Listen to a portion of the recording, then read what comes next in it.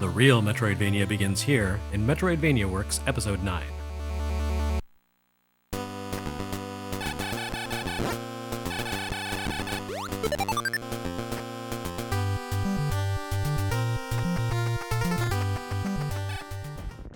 The word Metroidvania comes from the titles of two long-running franchises with a heavy emphasis on exploratory action, Metroid and Castlevania.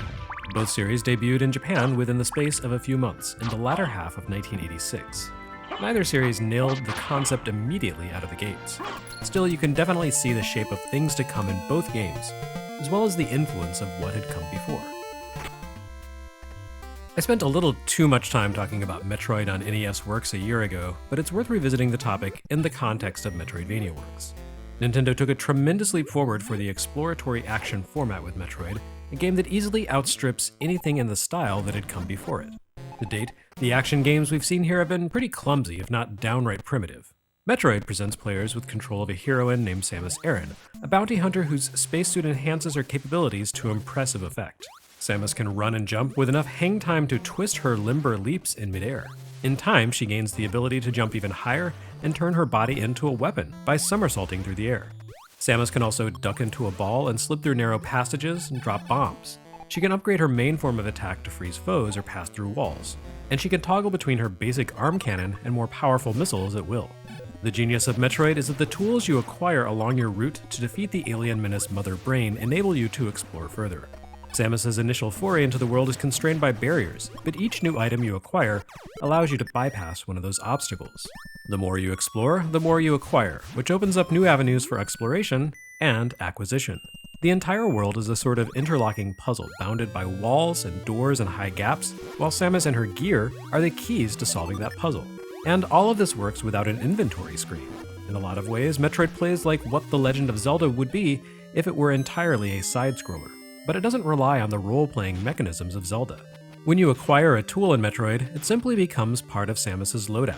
You don't need to enter a subscreen to choose the Marumari in order to duck into a ball, or manually swap to the bomb subweapon. You simply tap down on the D-pad to cause Samus to roll up, and using the attack button while in ball form will automatically activate bombs. The high jump and screw attack are similarly added to Samus's repertoire, and you toggle between weapon types by tapping Select.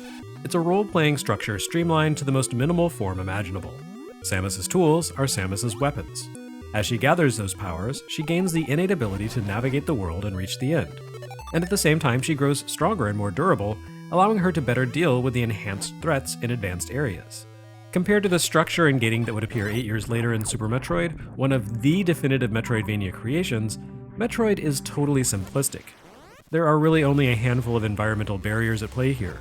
Doors that require missiles to open, walls that must be bombed, spaces too vast to be leapt without high jump boots, and a path to the area where the final boss awaits, accessible only once her two main subordinates are defeated. Despite its limitations, Metroid does an incredible job of merging role-playing elements into a pure action game. It's a bit clunky and unintuitive at times, yes, but the overall design of the action sets Metroid apart from formative works like Pitfall 2 and Jet Set Willy, and establishes a new standard for this nascent genre.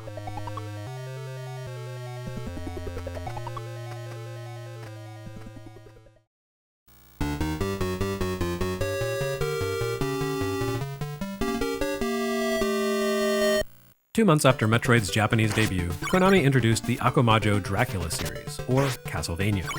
I've also covered Castlevania on NES Works, but this is not that game. At roughly the same time that Akumajo Dracula debuted on Famicom Disk System in Japan, a different game called Akumajo Dracula launched on the MSX home computer. At first glance, the two games look almost identical, save for the fine details you'd expect to vary between two platforms in this vintage. Upon closer examination, however, they're wildly different game experiences. Castlevania for NES is a pure action game, 18 stages of precision platforming, intense combat, whereas Akumajo Dracula, known as Vampire Killer in Europe, echoes only the broad strokes of Castlevania. You control a whip-wielding warrior named Simon Belmont as he infiltrates Count Dracula's castle and battles 5 guardian bosses across 18 stages. But that's about where the similarities end. In Vampire Killer, the action is much less direct than it is in Castlevania. Each of the 18 stages is a self-contained mini-labyrinth with flip-screen transitions rather than free scrolling, and many stages exist as infinite loops on either the vertical or horizontal axis so that Simon doubles back to the start once he advances too far. Simon can only collect 2 sub-weapons, the Holy Water and the Stopwatch, with tools like the dagger and axe replacing his whip altogether. There's a primitive economy that forces players to hunt for heart icons, which are currency here, and you need to gather keys in order to advance to the next level, as well as open treasure chests. In other words, Vampire Killer tilts more toward RPG on the action RPG scale than toward action. There's definitely a fair amount of action to be found here, but it's much clumsier than in its NES counterpart. The added depth of level design comes at a price. The action in Vampire Killer is simply less convincing than in Castlevania, and not just because of the flip screen scrolling. Simon doesn't move as elegantly here as on NES, and collision detection works against him. The overall level construction feels less elegant than on NES too, and it often violates the rules of good game design. In short, Vampire Killer feels about what you'd expect from a computer action game of the era. Decent enough, but focused on uncovering fussy hidden items and making deliberate progress over a pure Twitch experience. As a result, there are many more items to acquire in Vampire Killer and Castlevania. On NES, Simon's upgrades were limited to whip power and sub-weapons, with the additional hidden collectibles simply providing points. Here you need to unearth all manner of additional tools. There are several kinds of keys that open doors and treasure chests, semi-permanent speed and jump upgrades, merchant discounts, defensive boosts, and more. As you'd expect for this kind of game from this particular time period, Vampire Killer is pretty obtuse at times. For example, there's an old lady who will sell you stuff, but only if you whip her. In fairness, this is balanced out by other factors, such as the way the hallway leading to the encounter with Frankenstein's monster has working doorways here and forces players to master a complex maze. On NES, it's just a straight shot down a short hallway. Without use of Konami's official Game Master cheat device, Vampire Killer is incredibly difficult. You get only 3 lives and no continues in which to complete all 18 stages, and the enemies don't take it any easier on you here than they did on NES. It feels like Castlevania by way of Jet Set Willy. Intriguing, yet punishing. Or if you want to keep it in the family, Vampire Killer bears more than a passing resemblance, structurally, to Konami's The Goonies for Famicom, and even more so, The Goonies for MSX. With its standalone mini-labyrinth stages, it's too limited a game to really feel like a proper Metroidvania. But it is a notable early work, if only for the direct sequel it would give us. Speaking of opaque action, Milon's Secret Castle by Hudson definitely fits the bill. Released on Famicom shortly after Vampire Killer hit MSX, Milons feels very much of a piece with Konami's game. It's a simple, slightly clunky platformer with a notable element of exploration and acquisition. Players control a little kid named Milon, whose mission is to make his way from the lower levels of a castle to defeat the monster at the top. The meaningful similarities with Castlevania and Metroid more or less end there, however. There's no considered design here, no brilliantly structured upgrade path for the hero. The castle consists of tons of standalone rooms, which can be freely traversed. However, the first time you enter a new room, Milon has to find a key to open the path forward. Afterwards, you can travel between rooms in the castle exterior, shades of Xanadu and Zelda, though less elaborate.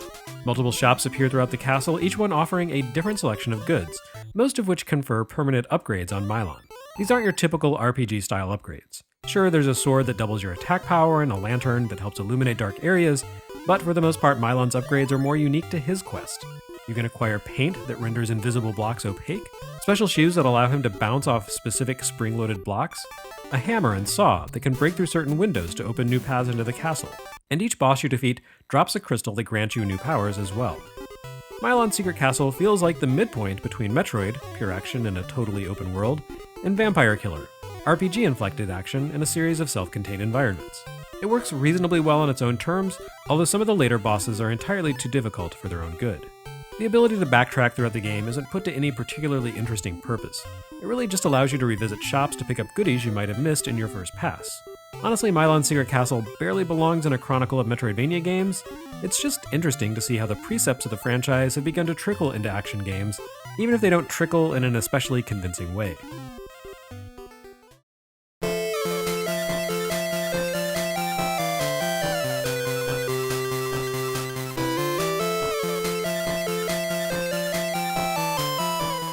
Next time on Metroidvania Works, more mediocre trickling.